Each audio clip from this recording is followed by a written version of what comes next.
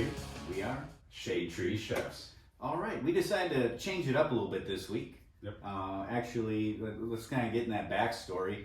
A coworker of yours, right? Yeah. Or someone that you met through work, actually approached you about interviewing us, right? Yes. Oh, by the way, this is Dallas as we're talking about him, and he's sitting here with us. Yes. We are also doing video this week. Audio And video. So we will have that on all of the, Instagram is only about a minute, so we'll have it on Facebook, we'll put it on our YouTube. Let's just say social media. All platforms. All platforms. Thank you. Dallas, I don't know if you could introduce yourself, maybe tell us a little bit about yourself. Absolutely. Well, first of all, guys, I'm so thankful to be here. I work with Jamie. I'm sorry. Yeah. Yes. I'm sorry, Matt. He's apologizing. I'm apologizing that you have to see him every day at work with him. Well, Oh, it's not that bad? No, it's not that bad. At least not at work. No. Not so far. No, that's Yeah. all right. I'm excited to be here. You know, it's so funny because Jamie brought in some grilled chicken and he heated it up in the microwave, and the sillage from the chicken was filling up the room. And so I was like, man, whose chicken is that? And then Jamie was like, that's me. Yeah. Let me taste a piece. And I want to do that more often, you know, like I always think about it. I'm like, I'm here at home, I'm grilling something, I'm making something, I have all this extra food. I'm like, I should bring it in. I either forget it, I don't know, but I should bring it in more often because there's a lot of meat or food that does go to waste. Absolutely. With me, it always ends up like if I put it on top of the stove, you know, and then you just serve from there. It's high enough, you can back it off enough for the dogs. Sure. If they decide to jump up, can't get to it. Right. And then you wake up in the morning and there it is, and it's like, man, I knew I forgot it. I'm notorious for leaving chicken in the refrigerator or food just in general, and then it spoils, goes bad, and I'm like, man, what is it? But yeah, I'm excited. My name is Dallas, and I work with Jamie. I'm from Alabama. Alabama. Yeah, Montgomery, Alabama. All right. The great state of Alabama. Which, Roll Tide, War Eagle. roll Yeah, you all will learn quickly that when you get to Alabama, that is like the greeting, right? And is it? Yeah, it is. Okay. That is one of the greetings. Oh, we've right? heard Roll Tide plenty of times. Plenty. Absolutely, and you have to pick a side once you live there long enough. So Not bad. yeah. So you're in Badger country right now, so That's all right. Tread lightly. That sounds like a threat, James. It's not fair. No. Yeah, I'm born and raised in Montgomery. Yeah. One of 3 kids. I'm the middle. I have an older brother and a younger sister. I know a lot of people will probably assume that because I'm the middle child, I was a spoiled child. But what's up? Were you? I always thought it was the youngest was a spoiled one. Usually it is. Yeah. Middle kind of gets away with stuff. And forgotten. Yeah, well, gets away with stuff. No, I was none of those things. We all got equal treatment. So That's good. Yeah. Yeah, so born and raised, lived there, work in IT, and I'm up here in Milwaukee, Wisconsin right now. So one thing we've never actually talked about is, so you work in IT, I work in IT, but you work, you're not in work IT. in the trucking industry. Trucking industry. Yes. What do you do? What type of? Heavy duty. Heavy duty. Semis, straight trucks. The big boy stuff. The big boy stuff. So, when you're not fixing trucks or semis or Well, whatnot, to be fair, I have other people do that. I used to. so you moved up. I moved up. Yeah. Yeah. That's, Move up ranks a little bit. that's a good. little bit, That's yeah. good. How long have you been doing it? Oh, I don't want to age myself on this one. I don't think. You gotta, It's like, you gotta do it. It's been 22 years. 22 years. How is that possible? You know, you 25, man. Yeah, exactly. Right. I started at a young age. Very young age. Right out of, I went to tech school, and a couple months in, got hired, and next thing you know, you're 26 years old, I'm 22 years in, and it's like, where'd time go? Yep. So, Very cool. talking about Alabama barbecue. So is that kind of like a melting pot, or is that, where does that fit? Alabama is like a melting pot of all of the southern states, right? So from Memphis to the Carolinas, we're sort of like the hodgepodge where you get all of the different flavors. That's great, really. Yes. However, Alabama is kind of divided, right? So you have like northern Alabama and southern Alabama, and southern region, right? It's like the mustard based or vinegar based and tomato based barbecue sauces. Right. But the northern region, they decided to be different and come up with their own white barbecue sauce. An interesting fact. Yeah. No. So we went to a barbecue restaurant a couple weeks back. Yeah. Saw the selection of sauces there, and we're like, and it literally said it was labeled Alabama sauce or Alabama white sauce. I'm like, and I immediately text you a picture because again, I know you're from Alabama, and yeah, you proceeded to tell me how superior Alabama barbecue is to your peers. I mean, I'm just saying, right? Like and Alabama versus Wisconsin, right? We're not known as obviously versus Wisconsin, but I was more talking like you guys versus say Memphis or the Carolina or even like Texas barbecue. Now that's a tough call, brother, because Texas, Memphis, Carolinas, they don't give us a run for it. They got a pedigree. They got a pedigree. It's a pedigree, man. It is. It's levels to this thing. Yeah. But at least you guys can scrap with them and hang. Absolutely. And hold your own. I just, I like to say that we adopt and we are open to all different types of barbecue. We don't discriminate. Nice. Yeah, that's the way to be. Right? Yes. I mean, because you got to try all the differences, right? And we'll all have our favorites, but to me, that's something that I enjoy when I travel, right? Whether it's barbecue or just the local fare, going out trying local beers, stuff I can't get at home, or barbecue places would be on top of my list, wanting to try, to see what they have. Yeah, for sure. Yeah.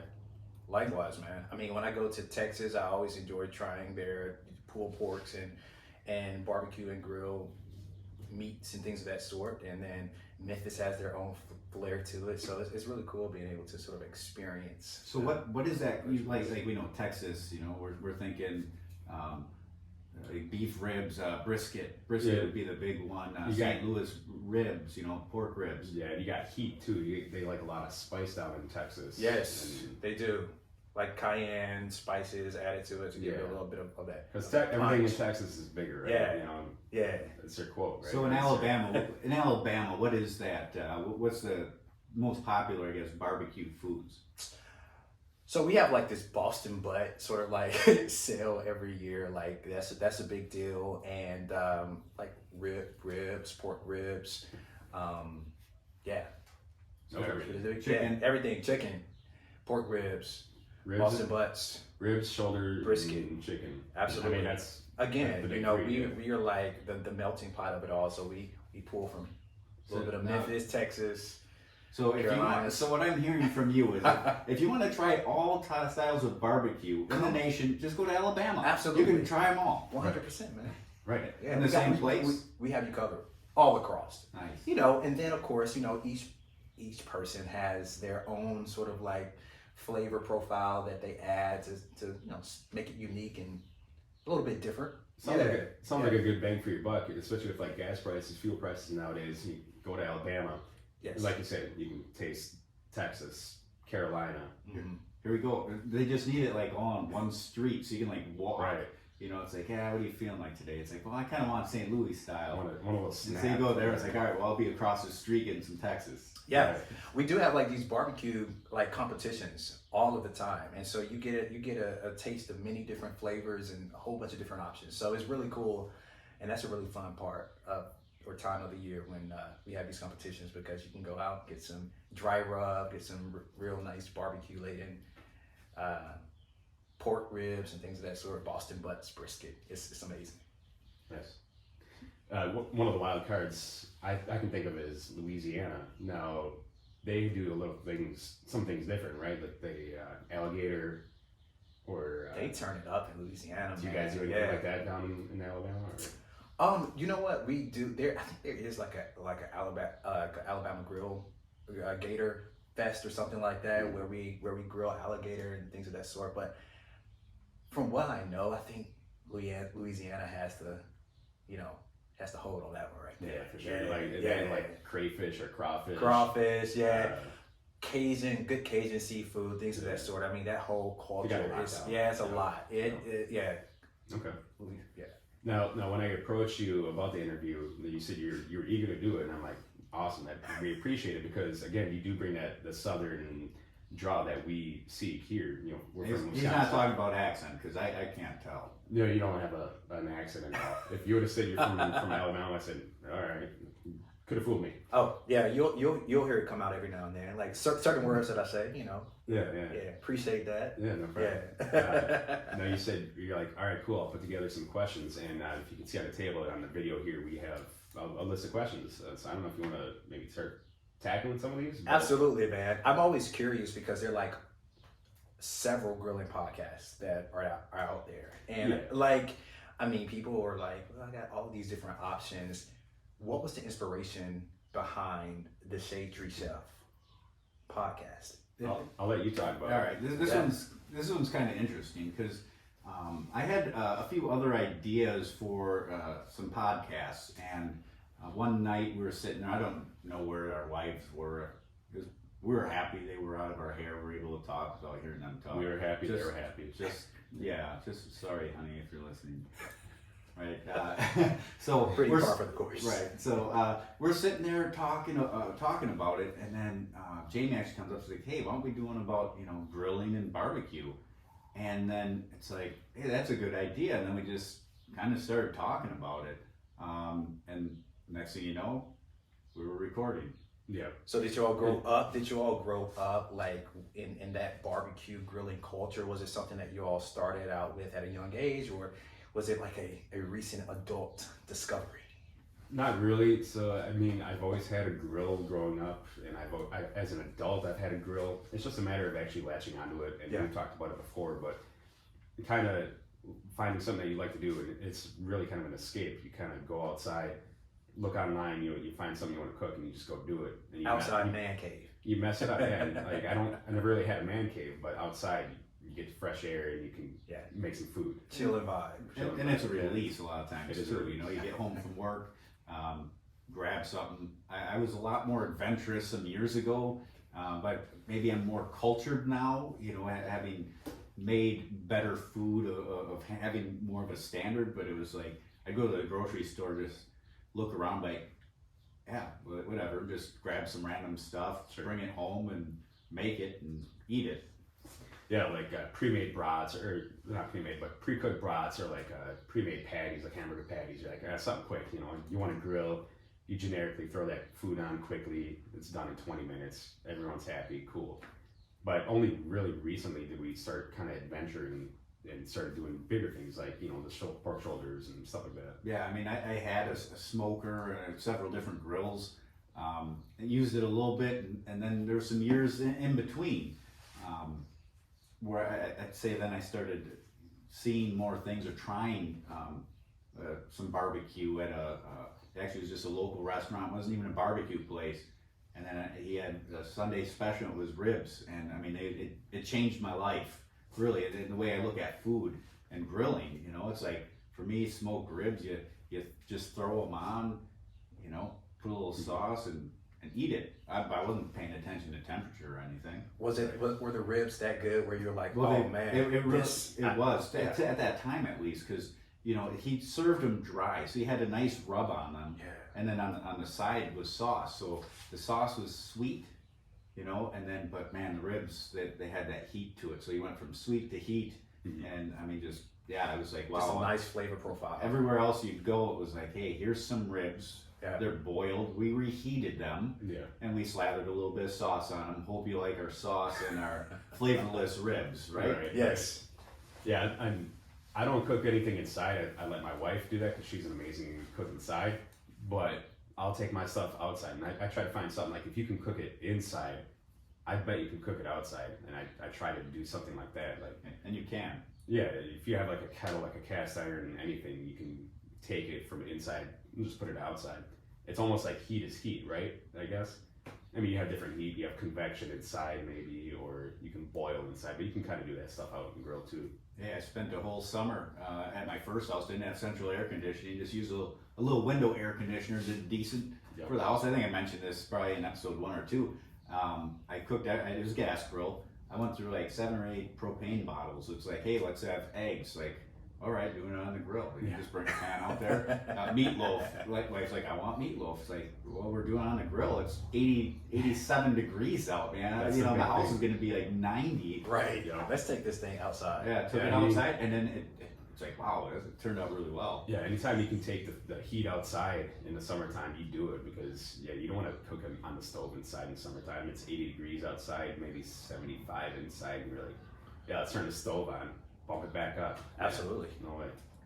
Have you guys seen progression in the quality of your meats that you all have grilled since you started up to this point? I'd say techniques, yes, for sure. Okay.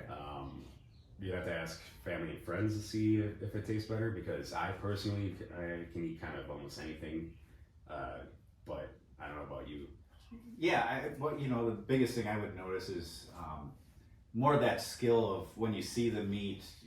Last week talking about ribs, backing off the bone, or what I had, the pork tenderloin that we briefly talked about. I had, and it's like I went out and it's like open up, I touched it, and I'm like, I think that's done. Run in, grab the meat thermometer, and it's right where you want it. So, there's definitely been a progression, but a lot of times I still use the store bought and seasonings and rubs and sauces. After all, we're still considered novices, I think. I mean, it used to be like, oh yeah, that meat looks good, or that meat looks done, that chicken looks like it's done. Maybe you'd squeeze it or like cut it, and you don't see like a pink juice flowing from me. Like, all right, that looks good, that's done. But now it's like I always have my meat thermometer with me. Check it. You don't want to serve undercooked food. So that's like the biggest win for me is taking that meat thermometer and okay, it's done. Right, and then if you're eating over it, it's also like, hey, this one's not undercooked. This one's just right where you want it. It's a victory, yeah. or this one's way overcooked, and you can tell that too. You're like, oh man, you're supposed to cook it to like 155. It's reading 180. And like, it might be a little dry. So you kind of know before you even bite into it that like, that's going to be dry, or that's like going to be a little bit more bland than the rest. And it's happened, right? It happens to us still. And that was also part of the thing between Shade Tree Chefs. We are novice. It's like, let's talk about doing what we do. Mm-hmm. We're not professional. None of us went to culinary school. No. A lot of times we're looking online at recipes. Always looking online, or we have a book. I know this book's good. It's known for like these types of recipes. I'll look in here for some. Do y'all watch like Food Network, like Bobby Flay? Yeah, or like I like that. Guy Fieri, and kind of get tips and techniques from those guys. There's a lot to learn from them. There is, and there's some good barbecue shows we talked about too. Like you've talked about some barbecue pitmasters. Pitmasters. That was a big one for me when I really started getting back into grilling or smoking meat. Was that show and seeing them, and then buying one of the contestants' cookbooks. Yeah. And then it's like, all right, let's try it. And it's good to see them make the same mistakes that you make. Like you see them running around like, oh man, I forgot the beans are still on, or the ribs need to be sauced, or whatever the case may be. You see them struggling or working their butt off. The same to thing actually perfecting. You're like, oh yeah, I still do that. Like I do that, and they're doing it, but they've been doing it for like 20 years, and like daily, right? Daily, or all. It is not chopped up and edited to make it seem like we're just so perfect at this. Right. They've won tens of thousands of dollars, and I've never won anything except for like a smile from my kids, which really is worth more than tens of thousands of dollars. Of course, intangible value. Yeah. So remember that, kids, when you're older, and if you still have the internet in the future, I said something nice about you. No. There it is on record. Jamie saying something nice about his children. Oh, yes. Jamie, just a joke. It's really interesting because I'm hearing you and Matt talk about like these grill techniques and things, and I kind of feel a little embarrassed because I come from Alabama, which is the grill culture is crazy there, right? I mean, every football game, tailgate, every family event, barbecue, grilling, funeral, grilling. Really? Yeah, like especially like with black folks, it's like if a baby takes their first steps, we gonna throw some meat on the Yeah. grill. You know what I'm saying? My pit bull just had a puppy, throw some meat on the grill. Well, so, You know, yeah. baby shower, in wedlock, out of wedlock. Let's throw some meat on the grill. Right? So it's You're looking for that reason. Right? Yes, Yeah. it is definitely a way of life in Alabama. And so, like, you know, my dad can grill, my brother can grill, my cousins, my uncles. Yeah.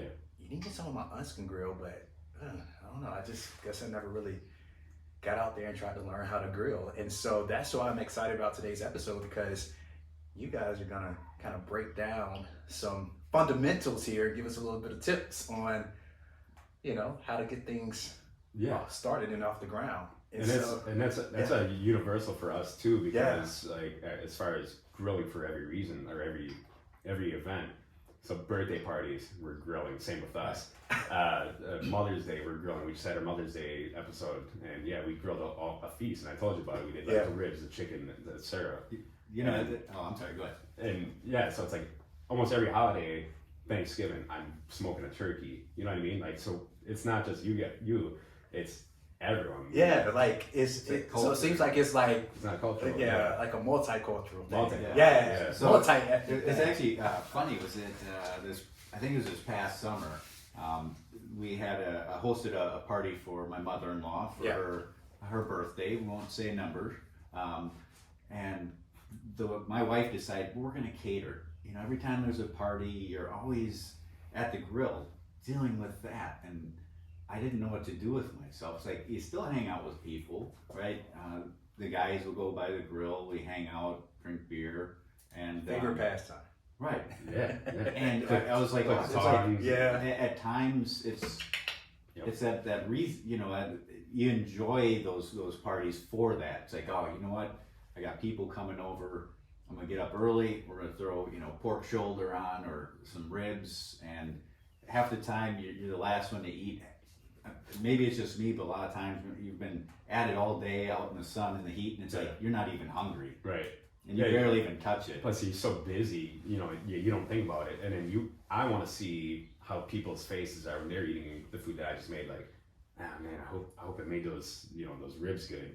And I don't see any sour faces, so I think that's a good thing, right? You know what I mean? Like, you're kind of silently judging, like, you look happy, all right, cool. So that I didn't mess up the burgers, I didn't mess up the steaks or the chicken or whatever we made. Yeah, the pans are looking a little empty now, so I must have done a pretty decent job. And that's the other one. If there's a lot of food still on the pans, I'm like, must have missed a mark on this one, you know? I actually had that once. I thought it was the weather was a little overcast, and it ended up being I was getting sick, and so I mean I had this little offset grill with a smoke box. It was horrible. You couldn't hold temp to save your life. Sure. Always adding stuff, lighting more, and I made a pork shoulder. It's pretty forgiving, and I just really wasn't hungry. And I'm like, I'll have leftovers. It was all gone. Either people ate it or they took it home. It's like, man, it's 12 hours, you know, I spend outside. 12 hours. Babysitting, like, you know, you could run in, go to the bathroom, grab something to drink, and then it was right back, you know, looking at the thermometers. What do I need to do? You know, sitting there fanning. So your stomach wasn't satisfied, but your soul was fed. Yeah. So it's like, two man, questions. it's all gone. Two questions then. Was it all gone because it took so long and people were starving? And you're like, I just need to put something in my stomach. And that was an issue. Or, no, that, you know, and I would get the wife would yell at me like, when's food going to be ready? And it happened on a couple of times. There again, it was somewhat equipment. Like I said, I just could not get temp. I mean, 225, 250 if you were lucky. And it's like, I'm not getting up any earlier. You know, I already got up 12, 13 hours prior to eat time. Yep. It's like, I'm not going to get up at 4 a.m. to start cooking this. Right. So it is a little of both, probably. Yeah. Whatever. That's cool. I had fun with it. That's cool. Well, yeah, man. So let's jump right in. You want to do this? Yeah. Because like there's a bunch of questions. Yeah, a bunch of questions. We talked about great pastimes and experiences, but I'm ready to learn how to do this myself. So maybe I can impress my family and friends one day. Hopefully, you take it back with you. Yeah. Like ship it back. Remember, by FedEx. If it works, you can thank us. If it doesn't work, it's just trial and error. That's on you. Right. Absolutely. Yeah. So first question. So we oftentimes like hear these terms, barbecue and grilling. They're kind of like synonymous to one another. I grew up like, oh, we're gonna barbecue, or you're gonna throw some meat on the grill. But there are actually some distinctions between the two. So, Matt, Jamie, can y'all break down the differences between barbecue and grilling? I mean, it's kind of the same thing, but Yeah. if I hear somebody say they're gonna grill something, usually it's like a burger or a brat, right? Yeah, more like, that hot and you fast. you think of something quick. Okay. If you think of barbecue, you think of barbecue, like ribs or pork or something like that. More of like slow cooking. Slow cooked, Okay. yeah, smoking, yeah. The more the flavorful stuff that takes longer than a half hour. So is it like pork and like Boston butt type stuff that you would typically grill versus Yeah. like beef? You could generalize it Well, with Boston, pig. but that's a big cut. That I call barbecuing. Some pork chops. That would be grilling. I see. Steak grilling. Mhm.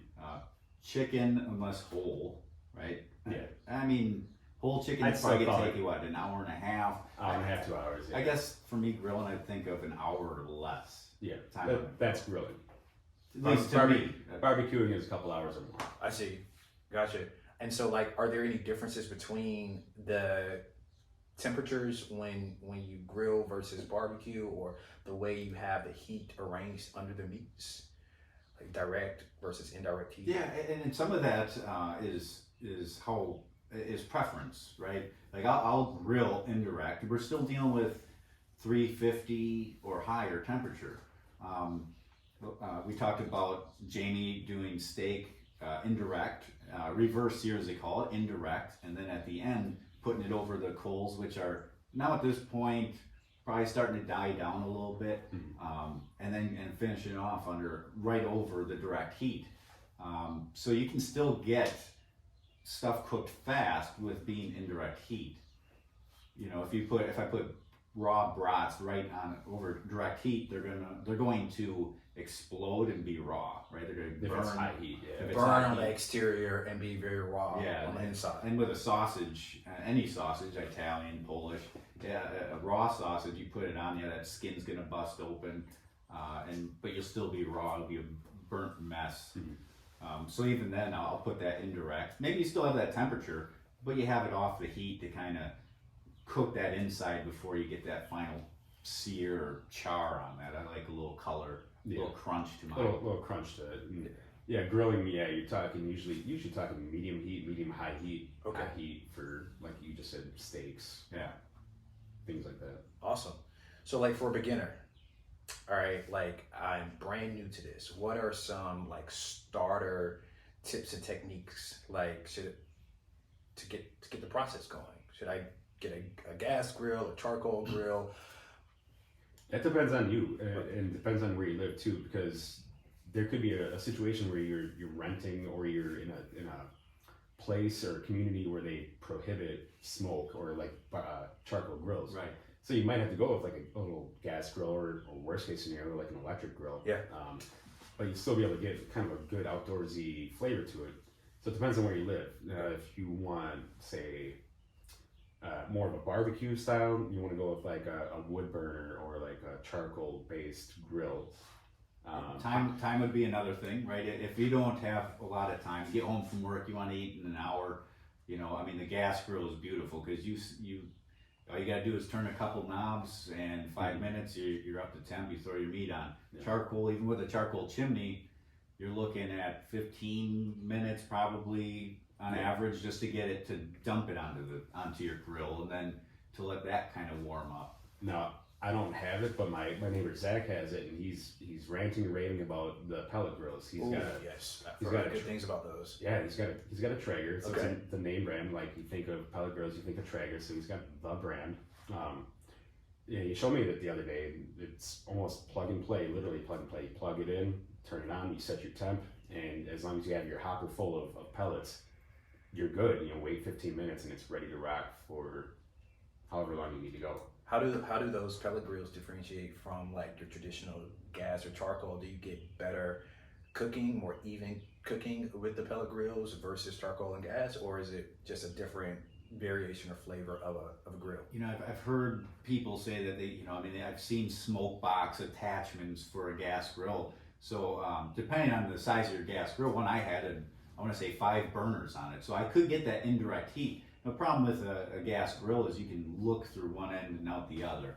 You can still smoke on it. You can still get some smoke flavor to it by using one of those accessories, right? And I think a lot of times they would use wood chips that you soak. I've seen it. It was like cast iron, Okay. right? With slats, whatever.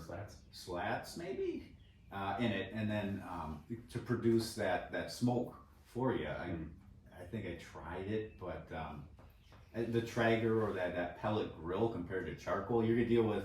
You don't have to worry about babysitting it. You set it to 350, it's gonna stay 350. Yeah.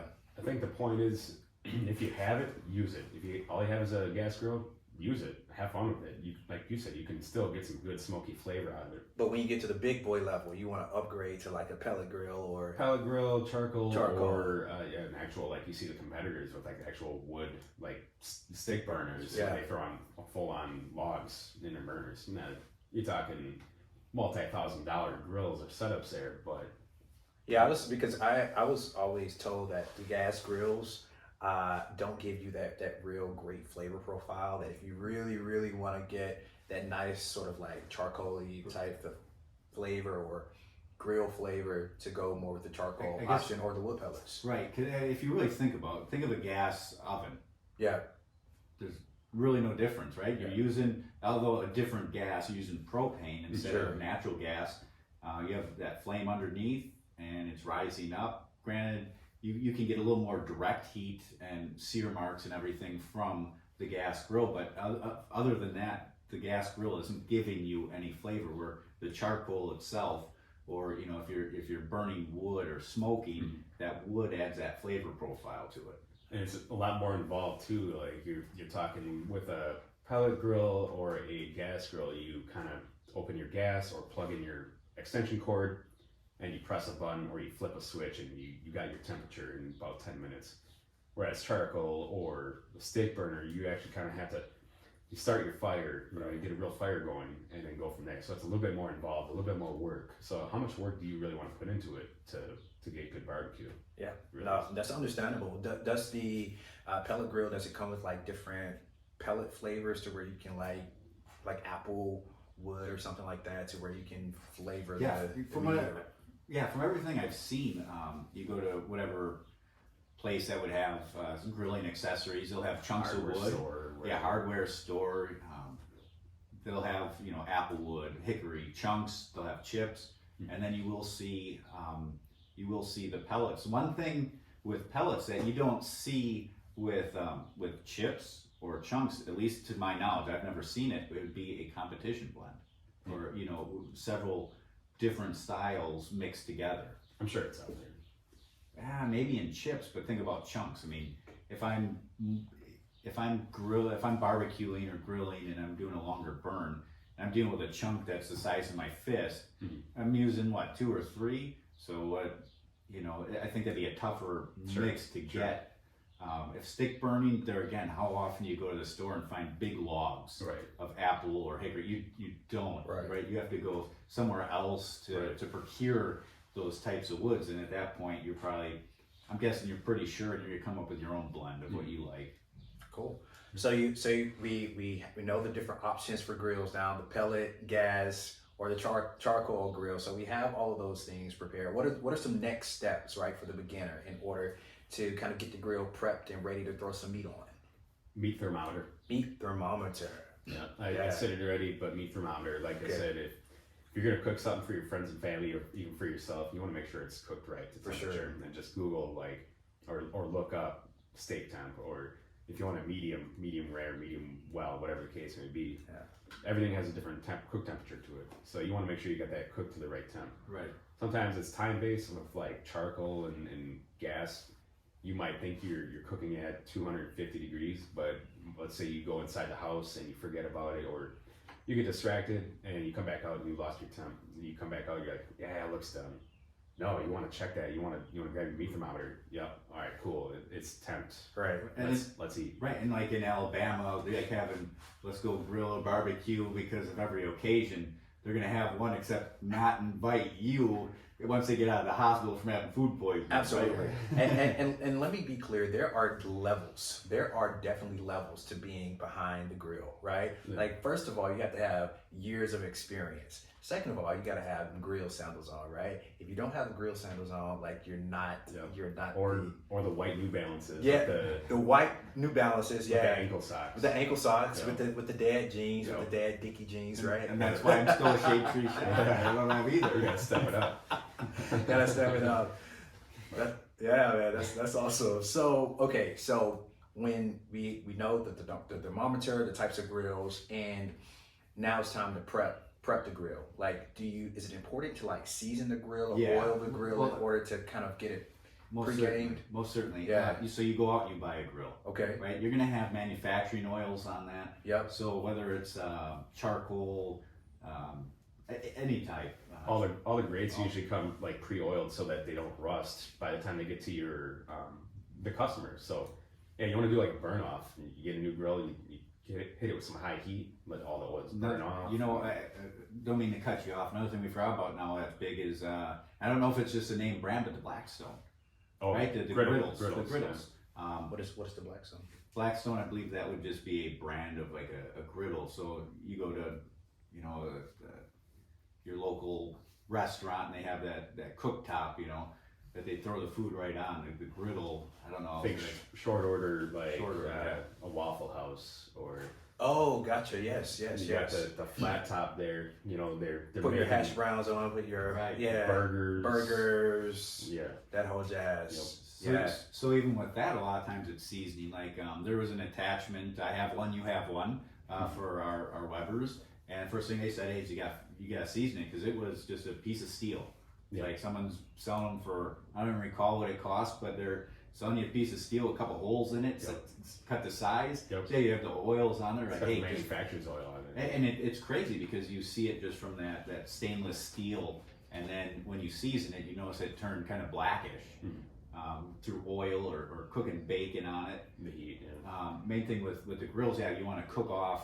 See, that's a good recommendation too. Is using something that's high in fat content, like bacon, or something that has a lot of grease. Or burgers is a good one to kind of set that, get your greasy oils and fats on there, and gotta get it going. It's almost like a cast iron, like Basically, where you like season it, same concept, same idea, right? Yep. Awesome. Yeah. And with a grill, well, first off, like we said, it's to get all those oils from manufacturing out of it. So a nice hot burn, to burn that off. The next thing would be like more on a smoker would be pretty much doing a dry run, right? You would sit there. I suppose you could actually wash all the components and not do the burn, right? If we take some liquid detergent, some degreaser, Sure.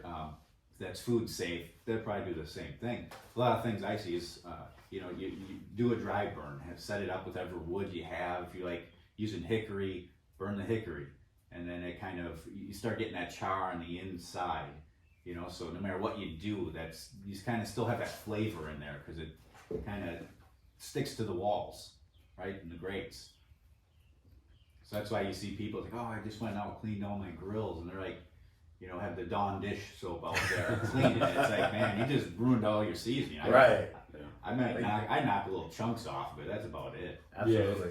Yeah, you do that, and some people, we talked about it right too, is some people get their wire brushes and they really get in there, and they Don't use it all up. Don't use a wire brush. Don't use a wire brush because those wires can fall off, and we've seen cases online or on TV where the bristles break off, and when somebody's eating, they don't know it. Unsuspectingly, they'll take a bite out of a sandwich or burger or whatever the case, and that needle or that little piece of steel gets caught in their throat, and it really tears it up. Yeah. really hurts them. That's good to know. So you don't have anything, I don't think, right? You just kind of you look at it, you're like, yeah, that looks good. Right. Well, I mean, if I see, if I did burgers and there's a piece of cheese, or this past week I did some pork chops and I put barbecue sauce on them. So, but I opened the grate and I just said, we'll let the charcoal run off. I got a wood. I'll show you after this, but I got like a wooden paddle, and it's I just kind of get all the heavy stuff off there.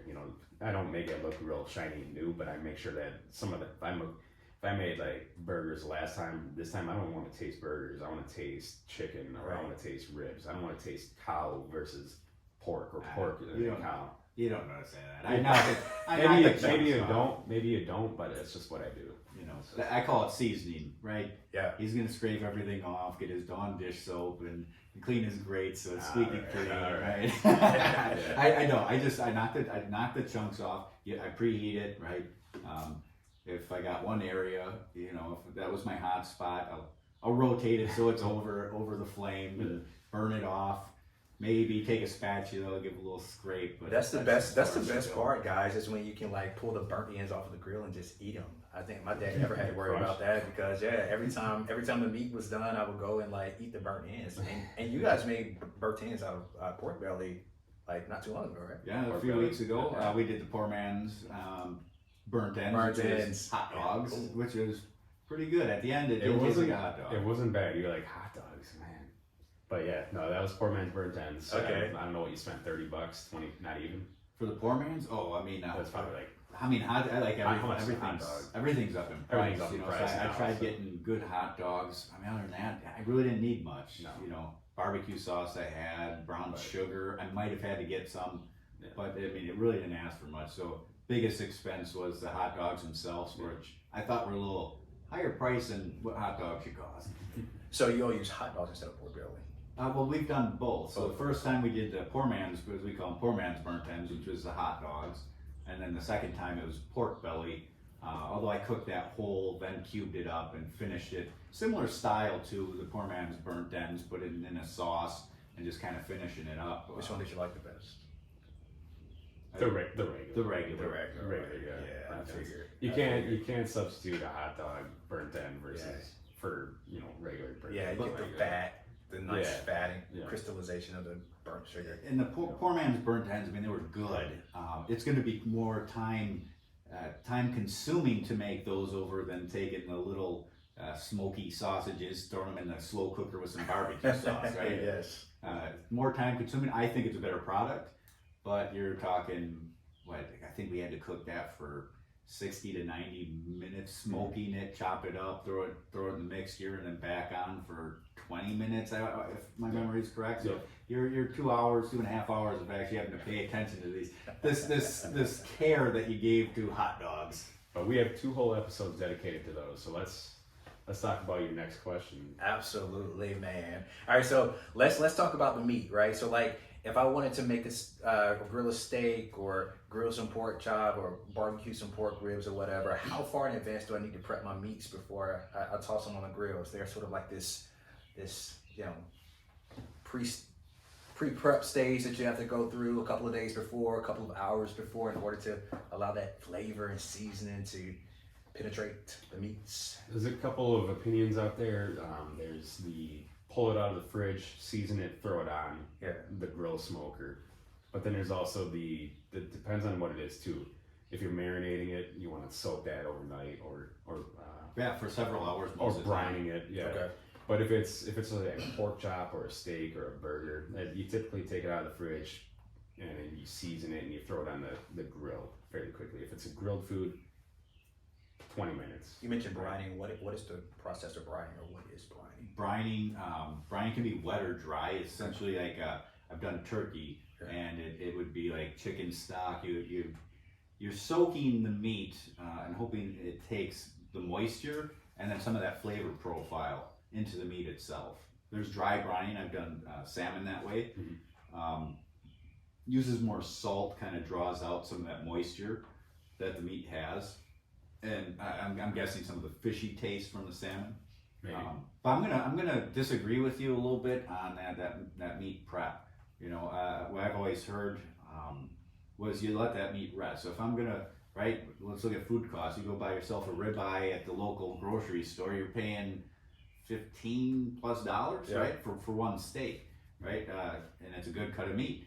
From what I've read was, hey, if you take it out and you throw it on the grill, you're shocking that meat, right? Let it rest. Let it rest to room temp. Some say not that long, 15, 20 minutes, and then put it on. That way, that meat has time, almost gets room temperature, and that way, when you throw it on that hot surface, it's not. I think really it was the meat, the muscle tensing up from that huge temperature difference. I'm buying that. Yeah. So what I'll do is I'll take it out of the fridge. Let's say we'll just use the steak for example. Yeah. Take it out of the fridge. I'll season it at that point, and let it sit while it's resting. Kind of let that the seasoning work its way in, so to say. Like we would do like a dry brine, right? Mm-hmm. Salt, stuff like that can help break down the meat. Tenderize it a little Help bit. tenderize it. Okay. Have I noticed a huge difference with that? I mean, in 20 minutes, probably not. Probably in a bigger cut, but. So is that like a base? Is salt just a general base that you will put on all of your meats to like either tenderize it or give it some basic flavor? Yeah, I mean, It's pretty common. Pretty common. Salt, pepper, garlic. I mean, that's actually becoming. Maybe I'm wrong on this of just becoming, but you start to see a lot more people sell those seasonings where that's all it is the three mixture. Yeah, you go to a store that has more barbecue stuff or grilling stuff. You'll see a lot more salt, pepper, garlic based ingredients out there because those are the core three. What about the flavor profiles? What about like McCormick different grill seasonings? Oh, I use them. Yeah. Oh, Yeah. So those are legit. Yeah. I even doing ribs, they'll at the grocery store they'll have little packets, not instead of the shakers. It'd be like Memphis, Memphis ribs. I've used it, and it's not just how you cook it. Turned out fine. Store bought in sauce. Yeah, and that's where you can kind of start creating your own stuff too. You can kind of take your store bought McCormick stuff, pour it out, taste it, know what it tastes like. Take some of the core ingredients of it and kind of make your own, and that's where you go from there. You're like, oh, I like that. I like the McCormick, but I think it would be better if it had more paprika or more of a bite to it. You kind of make it your own, and you can go from there. And think about this too, right? Much like all food costs, going out and buying all these different spices. If it's calling for 8 different spices, what does it cost? $4 for a little thing of spice. Bottle. Right, I can buy $3 to I can buy $5, the yeah. whole per little spice. This is just saying basil Sure. or cinnamon, cayenne. With this, yeah, you pay $5-6 and it's already mixed for you. But you're saying like, hey, get the bigger bottles, and are you saying get the bigger bottles and sort of mix it up yourself, and you get more bang for your buck? It's easier, right, and Okay. and less time consuming to buy the McCormick's or you see in the grocery store now. There's some specialty grilling stores that would have all kinds of brands. Sure. And they're gonna upcharge. Those spices are gonna be like $10 or right. whatever, Generally, it's a decent size. It is more, bigger. Decent size. sized bottle of seasoning. But Making your own, there's something to say about that. You can always make plenty and reuse it. I think it's fun because you get to experiment. that's when you can say, yeah, let's try Dallas's ribs. You can say, I have my own set of ribs. You're known for your hot and spicy ribs, and they're to die for. With your white sauce. But you're not with your white sauce. But you're not gonna tell us what's in them because you made your own spice. Right. Yeah. So Absolutely. other than the white sauce, which is made out of mayonnaise and what else we got here? Mayonnaise and what do we got here? vinegar and Lemon juice. lemon juice and it's a couple of ingredients in there. Yeah. What type of steak cut would you all recommend for like a beginner? Right? Would it be like ribeye or would it be What's available? Yeah, what's available? You know what I mean? Like you go to the store, what's available? And what is your? Are you celebrating or are you just a weeknight? Like, man, I could go for some steak because that kind of sets the different tone too. I think. Well, and for me also, I would think of being newer, right? If you buy a cheap steak, cheap cut of meat, generally it's gonna be tougher, right? And that's why it's cheaper. The good stuff, it's gonna cost more. Don't get me wrong, you can still mess it up. You can mess up a $20 fillet the same way you can the $3 throwaway, sirloin or whatever. So you can still mess it up, but you're dealing with a better cut, a more tender cut. So it's gonna be a little more forgiving on that. With that cheaper cut, you gotta be a little more careful. I wouldn't even tell you how to go about it. I would read up on temp stuff like that. Because every time I cook like sirloin, it's just always come out tough. Like I've never been able to get a tender, juicy sirloin. So for me, I think maybe a marinade on that. Yeah. Something that, or maybe you're overcooking it. Yeah. But yeah, it could be just time. Too high of heat. There's a lot of factors. Gotcha. But cool. And like a good sort of like grilling temperature, or I should say like rare, medium well done. would you start with the medium rare to well done first for the steak for a beginner, or would you Whatever your taste whatever is. your taste is? Whatever your taste is. Like, hey, I like medium rare steaks. Then try for medium rare. And there's there's a system where you clench, you tuck your thumb, and no force. There's rare, little bit. There's your medium rare, medium, and then clench out your fist. And there's your well done. Yeah. I've done that and had steaks turn out nowhere like what I want. But the internet said. It's like not using a meat thermometer because honestly, I really didn't even have them for a long time. Yeah. I'd cut into the meat, which there again, I'm allowing all those nice juices to run out, right? Because I just cut in 1.5 inches into that chicken breast to see if it's pink or not. And there comes a time with fast meats and grilled food like that where you kind of go by time. You do it often enough where you're like, yeah, I know burgers 5 minutes aside, and almost every time you do it, you're gonna get the same results. Or steak, you want your medium. It's cook it 3 minutes, you flip it 3 minutes or whatever it takes. You cut it open. Yep. But with that takes that practice of doing it. Like It when does. when you did the reverse sear steaks, I'm like, dude, you got to flip them. He's like, no, just wait, because he's just done it enough. He's figured out, hey, I do a full thing, full chimney of charcoal, throw it on offset. Wide open, it's gonna get me 450 degrees, and I could be wrong on what he's actually setting it at. And I'm gonna put it on for 10 minutes, flip it 10 minutes, and then 3 minutes aside, and I'm gonna have medium. Jamie already has a process in play. I got a process for a few things. Sometimes I'm like, oh man, how did I do that? And I have to like Google it or look it up and like a grill app. I'm like, oh yeah, that's right.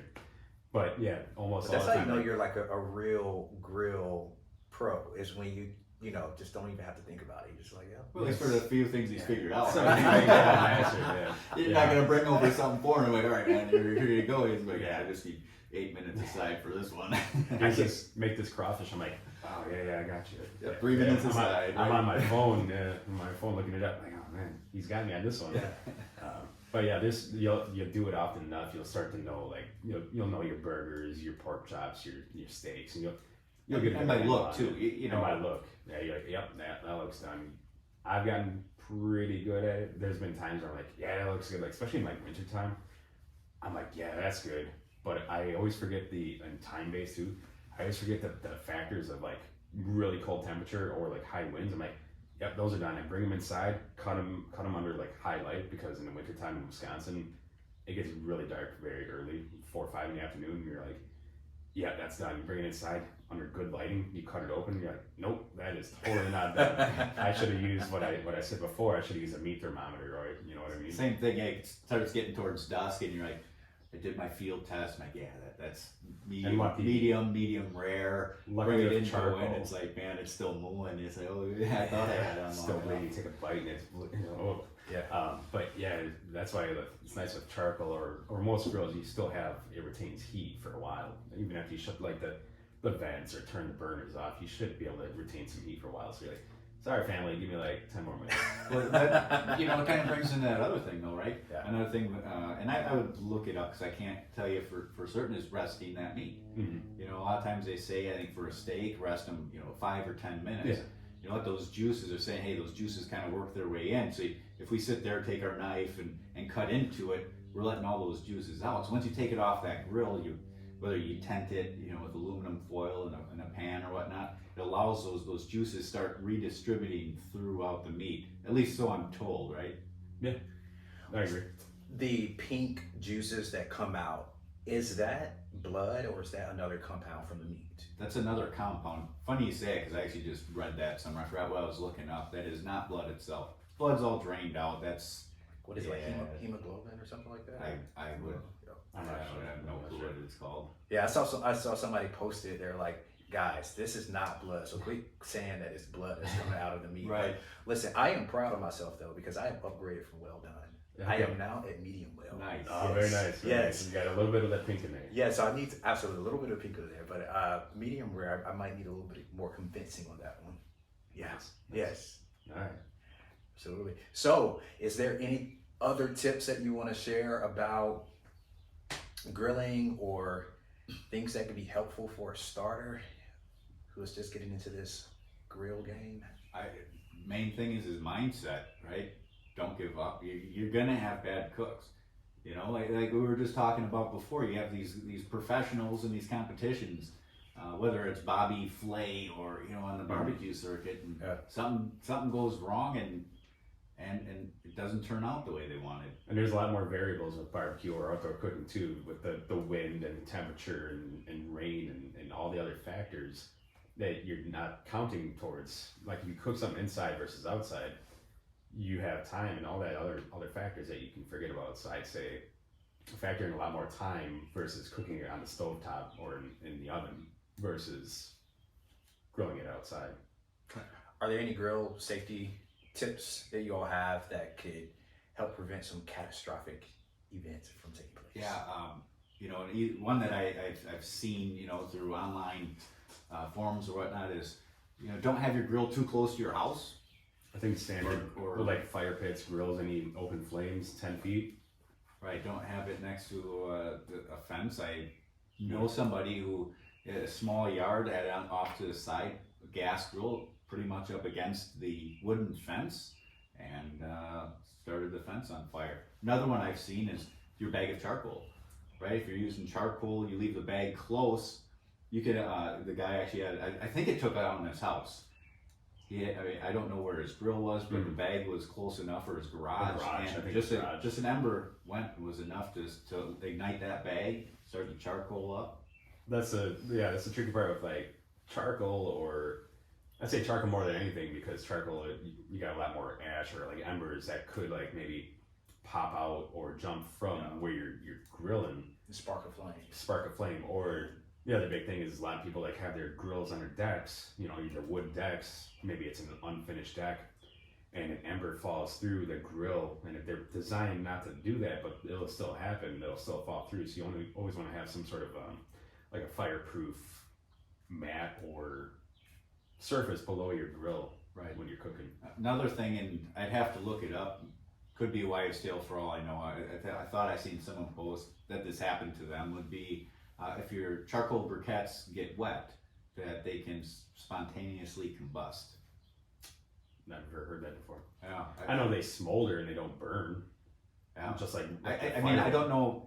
I don't know what the odds are of it happening. But I see, I was like, all right, I'm gonna keep my charcoal in my garage where it's not gonna get wet. And you don't want your fuel to be wet anyways, so you keep that out. No, I mean you'll ruin your briquettes. You'll ruin your briquettes.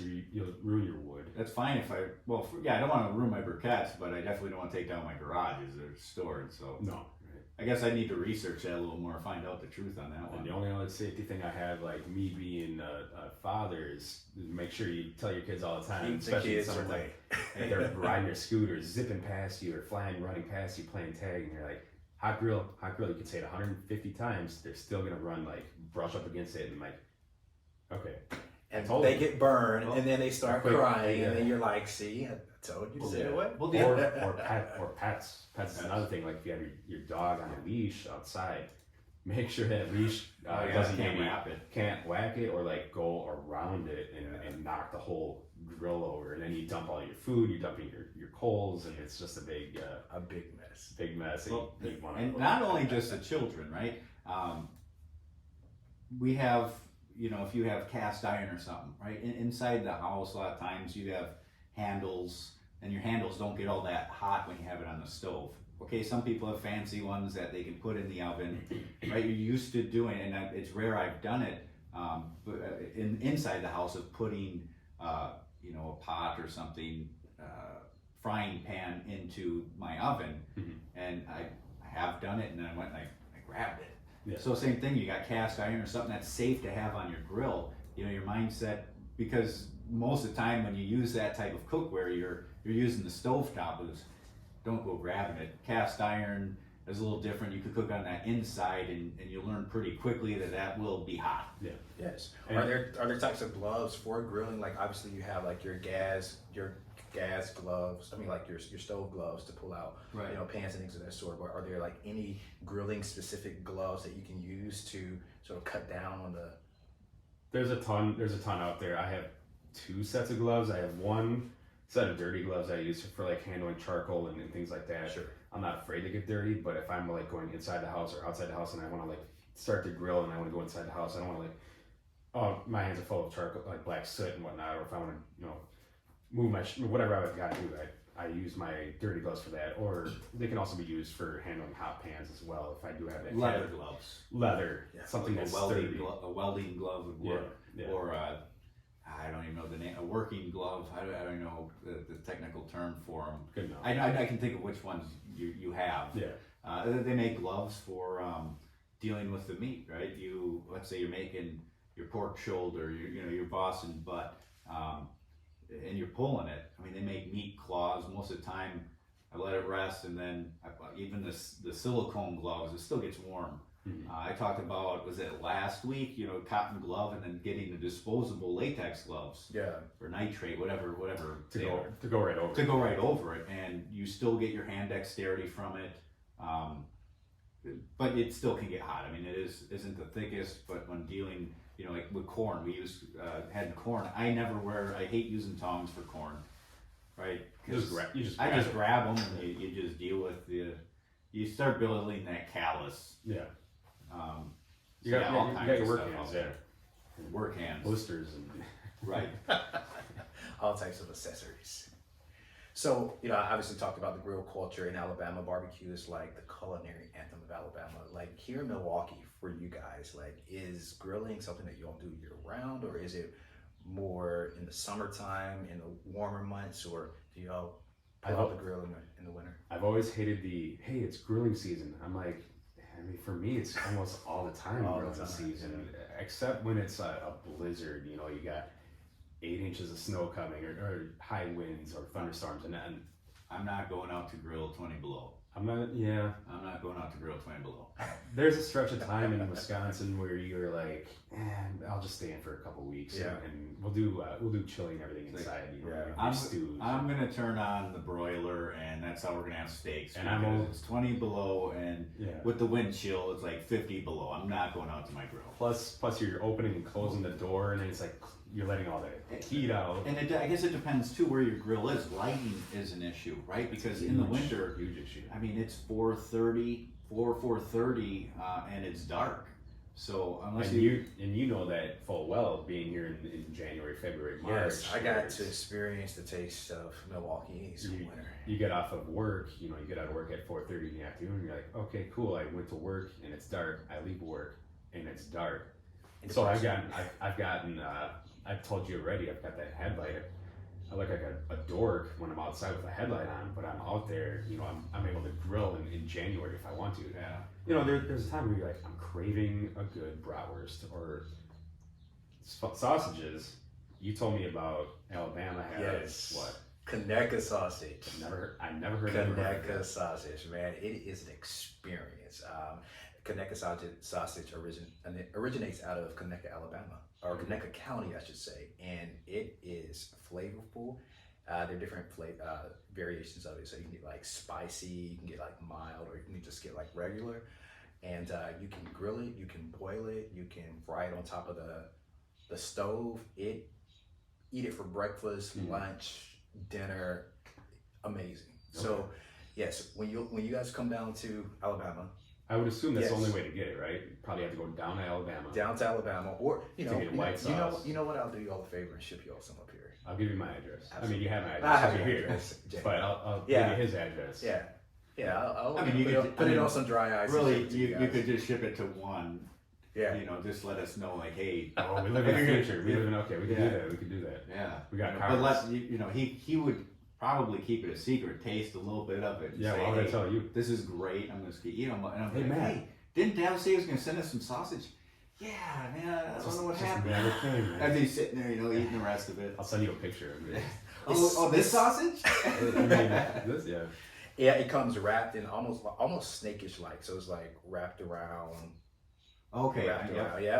And it's. I'm sure you all have had Polish sausage before, right? Polish, Italian, bratwurst, yeah, all of that. Yeah, so it's similar, like in style or what you can do with it. You can fry, saute onions around it and things of that sort, and it's amazing. Nice. It's amazing. All right, I'll add it. We'll Fun add it to the list. Yeah. I don't know how to say it or spell it, but I'll just have to re-listen to this. Connect the dots. Connect the. Conneca. C-O, I hope I'm spelling it right. C-O-N-E-C-U-H. All right, let's refer to our fact checker over in the corner. Oh, Wait, no, oh, they're not here. no fact checker. We don't have a fact checker. Yeah. Can't afford that yet. Maybe next time. But yeah. You know, I want to go back. You know, you asked us about cooking a steak. You know, how do we get about that? Yeah. Which is great for grilling. Now you get the steak, right? You're able to do it. You cook some burgers and some chicken, and you decide, hey, I want to do some barbecue. You know, what should I do? Or what's the difference, right? What should I grill or what should I barbecue? You know, like we kind of mentioned before, that the cheaper the cut of meat, you know, like a brisket, it's expensive. Why? Because it's popular now. But it's really a tough cut of meat. And with that, you want that low temperature. Mm-hmm. So we kind of mentioned between, you know, what meats, what steak should we grill compared to, you know, to get tender, to get done right. So a lot of times it's your cheaper cut of meats that are tougher, and that's why those are really the popular barbecue, right? If you see a lot of slow cooker recipes for it, like, I mean, I'm sure there might be one out that says, you know, filet mignon, slow cooker or pressure cooker recipe. I mean, to each their own, but that's not how I'm going to cook it, right? It's a fillet, it's a good cut of meat. Right. You know, you shouldn't have to do much to it. Right. So now you're getting into the barbecuing. You know, I'd say pork shoulder. You know, the Boston butt. To me, that'd be my beginner meat. Yeah. You can't. It's affordable, and you can't really mess it up. You can't really. Yeah. Other than your flavor profile. Yeah. Me personally, doing that cut of meat, you know, I'll inject it. Don't necessarily have to. Put a rub on it, and then at a certain point, you can look online, read 80 million people's opinion on how to cook it. I wrap it at a certain point, and just wait till do you wrap it in like foil? Yeah. Okay. I'll actually cook it in an aluminum pan just for mess, so you know not all those juices are just dripping down onto my grates or through to the bottom of my grill. You just put the pan underneath. Put the pan underneath. Okay, but either way, when I wrap it, I'm going to put it in there. I want some of that juice in there. It also helps with the tenderness. Okay. We're going to have a cook-off. We're going to have a cook-off. Yeah. We're going to have a cook-off. Wrap, no wrap. And he'll do he'll need his 12 to 14 hours, not wrap it. And I'll be done in 6. You're the hot and fat. He's a hot and fast guy. Like he's found it preferable, and I like it too a lot of times. But a lot of your barbecue. Wait. Say that again. Say that again for us. You prefer it to a lot. Sometimes I like your style too, especially like you're short on time. You're like, all right, let's do it hot and fast. Yeah, you can barbecue hot and fast. Hey, a little different flavor, but it's kind of crazy because it's like when grilling, you know, Jamie kind of he's figured out certain things and temperatures for it. Maybe a little hotter than I might go for, but then when it goes to, you know, doing that barbecue, that slow cookie, like. He tones it way back, you know. It's like He's like, yeah, I'm thinking 175. I'm like, are you making jerky? All right, I never make it up to 175. I don't make it up. My knowledge, he's actually never said 175. I like to cook it. Trying to make it tough. I thought I heard him say 200 once. No. 225. 225 is the lowest I've ever gone. Yeah. I mean, if I can do it at 275, I have the same results because an hour. You'll save time. You'll save time that way. Same taste most of the time. Yeah. So do you all grill like is grill open or I mean barbecue open with the lid on the grill open or closed? So when we're talking that barbecue that pork shoulder, ribs, brisket, you don't want to open it. You know, you want to leave that closed as much as possible. You know, let that smoke, right? Because at that point we're probably having some sort of wood on there to give that smoke flavor. Sure. But we also want that consistency, right? If we keep opening that grill, we're doing two things, right? We're losing our temperature. I've read you lose about 20 minutes every time you open your grill. I don't care if it's a gas grill, charcoal grill, pellet grill, smoke, whatever it is. Every time you open and check the meat, you're adding 20 minutes to the cook time of it. Because you lose your heat that much. Indirect heat, right? And does it make it tougher when you open it like that? And even when you lose the time, does it make it tougher? It makes it tougher on your life because that's a time. Yeah, that's a point where the wife is saying, "Come on, when is this gonna be ready?" And your guests are like, come on. There's a saying, what is it, like if you're checking it, you're not cooking it or something like that, but you don't want to, if you don't have to open the top, don't open the top. Just hopefully you have like, they make thermometers where you can run the wire inside, plug or jam the thermometer probe into your cut of meat, like especially for barbecue, and you could check it usually with like your phone, Bluetooth or Wi-Fi. Yeah. You never have to open the top unless you're like spraying it with like an apple juice or like And I'm glad you mentioned that because I was going to ask, like, how do you then check the temperature to see if the meat is complete? Yeah, so I mean, they make these, and there's many brands where you actually can have several probes, up to like 6 I've seen. Mm-hmm. And probe 1, 2, 3, just remember which one you had. I actually have some little clips for the grill. I gave Jamie a couple. I know I've mentioned this before. Mm-hmm. So like on my Weber grill, my thermometer is at the very top, right? So I'm reading 300 there. What am I really getting at the grate? Which is like 8 inches below the lid itself. So I'll put one, get it on the grate right by the meat, and then like you said, a bigger cut of meat, put one right in it. It's not gonna hinder it that much, of loosening all that juice or anything like that. It's not like cutting your steak open quarter of the way and then expecting the same results of a good steak. And then a lot of them are Bluetooth, and just sit back and Bluetooth or even better Wi-Fi. If you're smoking something, you can go set your food, go to work. Y'all look fancy, man. Check your phone and be like, oh man, looking good. Or you're losing heat, and then you're like, hey boss, I don't feel so well. And you go home. As you got like brisket on. You got your brisket on you. Like, I need to take a mental health day. Mental health day, you're on your drive home like hurrying, like, oh man, my brisket, my $80 brisket. Yeah. That's too funny. Yeah. How are we doing for questions? Oh man. Did we knock them all out? Oh man, y'all did a fantastic job. I mean, there are plenty of more that I can Oh, I'm ask, sure we but- could do multiple. Yeah. Awesome. But no, I appreciate it. I I feel anything like, else, or?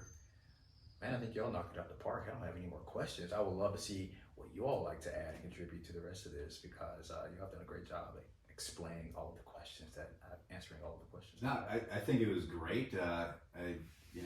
Excellent, natural, right, for hosting.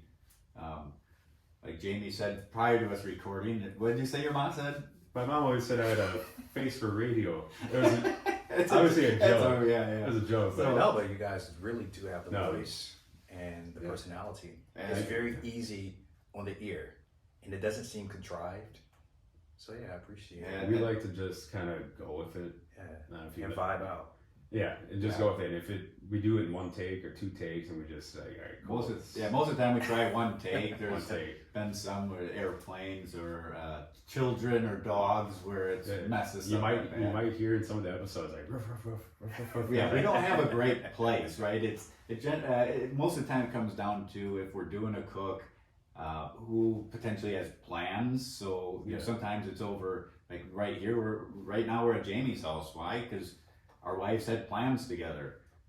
He has children, so we have to they're not to that age where we could, but it would be frowned upon leaving them at home alone. Legally, Legally, so. Yeah, don't want CPS to be called. So it's like we're in the garage. It depends every week. We don't have that. Sometimes it's a basement, sometimes it's a garage, sometimes it's a bedroom. It's just wherever we can. It's nice your recording system here is Very portable. battery powered, portable. We can run it anywhere, and it uses the professional microphones, so it does sound pretty good. I mean, Sounds fantastic. my voice, but the microphones really kind of make it sound pretty good. Give it a little bit of that bass. That crisp. Yeah, that crispness. Yeah, this really sounds like an Apple produced podcast. Like you listen to Apple Music podcast, the different hosts. It sounds like that great, that quality. Yeah. Nice. Yeah. Cool. So I don't think I have any questions for you, other than I can't wait to go down to Alabama. Hopefully next time you're down in your home state, give me a ring, call me up, say, hey, I'm here, come on down. Obviously it's not gonna be easy because I have family and things going on, but if you're there for a stretch of time, maybe I could plan something out and check out the Connecticut sausage or I don't know what Connecticut sausage. Connecticut. That was pretty close. Put some respect on my sausage. Right, Put some Connecticut respect on my sausage in Alabama. Connecticut. Right? Yeah. Made in Alabama from Alabama. Now, I know we talked a little bit before. I think you do well with this. So, I mean, if you find something, find something you want that you're passionate about, want to talk about, and do it. Thank you Yeah. so much. And we do have the ability to give you a phone call too. Maybe we could do a recording session. Absolutely. Yeah, I mean, I have an attachment. You have an can attachment? just- Okay. You can just phone in. Phone in. I Bluetooth it I to my love it. phone, and then just like we're talking now, except miles away. All right. Thank you. Cool. All right. All right. So Why again, don't you know how we close the show? You guys are gonna have to give me a reminder of that. All right. So we say our names, but so let's. You get to start. You get to start. My name is Dallas. I'm Jamie, And I'm Matt. and this is The Shade Tree Chefs. Yeah, podcast. podcast. Featuring Dallas. Featuring Dallas. Featuring Dallas. Thanks for coming. Thank you, Yeah, Jamie. that's Thank you, good. All right. Matt. I appreciate it. Till next time, everyone. Tune in. Be Tune in. safe. Grill on. Girl.